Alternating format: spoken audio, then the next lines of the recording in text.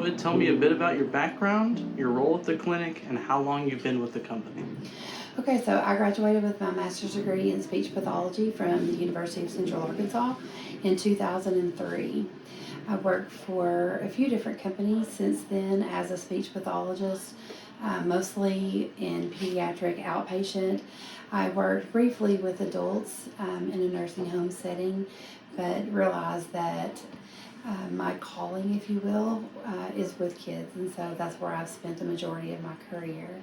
In 2020, my husband Shannon and I decided to pursue opening our own business, and so in November of 2020, we opened Destination Education.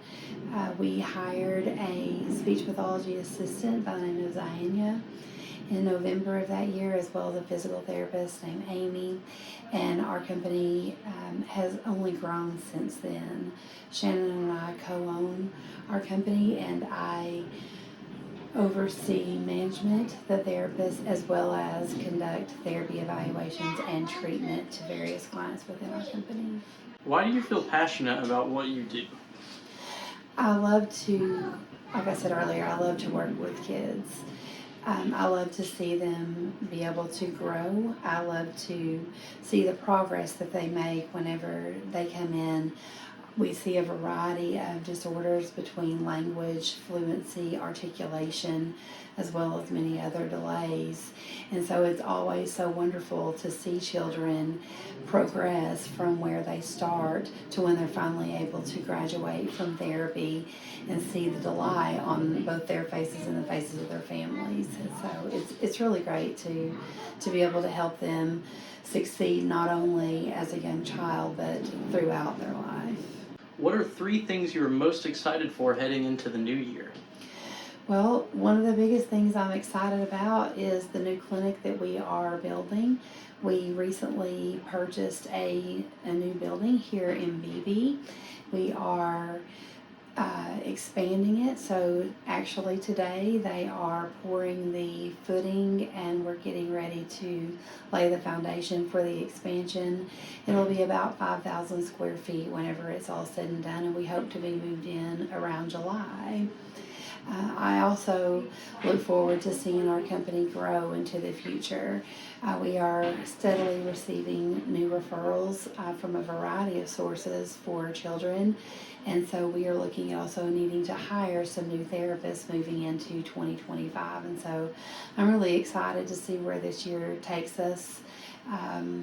From the growth of our company and the hiring of new employees. I'm always excited to be able to build those new relationships. Are there any success stories from your line of work that you'd like to share? Yeah, so there's many to choose from. One little boy in particular, we picked him up early on. He was about, I guess, 2 years old, 2.5 years old, whenever we first started seeing him. Started seeing him for expressive language. He really wasn't using a lot of words at all. We started seeing him in our first building that we were in across the street, and then he moved with us to this location. His language skills improved dramatically over the course of time that we were seeing him, to where he was able to graduate from language therapy, and we were only seeing him for articulation. In case you are unaware, articulation is the kiddos that maybe have trouble saying their R's or have trouble saying their L's, different sounds in the English language. And so his vocabulary exploded. We were able to start seeing him for articulation only, and this last year he was able to graduate from therapy. He is now in kindergarten. He's having no difficulties at all with speech or language, and so he was able to enter school without having to carry over speech and language services. So we were able to take care of all of that in the pre-K years. And so it's just a testament to how important early intervention is with children. It can make a huge difference in the life of a child and their family. What are some misconceptions you encounter in your field of work? Oftentimes people think that whenever they put their children in therapy that we will be able to fix them, if you will, in just a matter of weeks or a matter of months. And oftentimes sometimes that may be the case, but more times than not, children will be in therapy for a little while.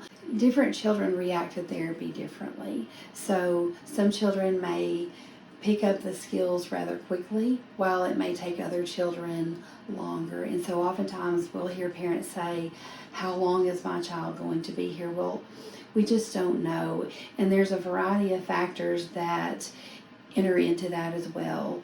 The delays that the child is experiencing, what's causing those delays. Sometimes it's obvious, sometimes it isn't.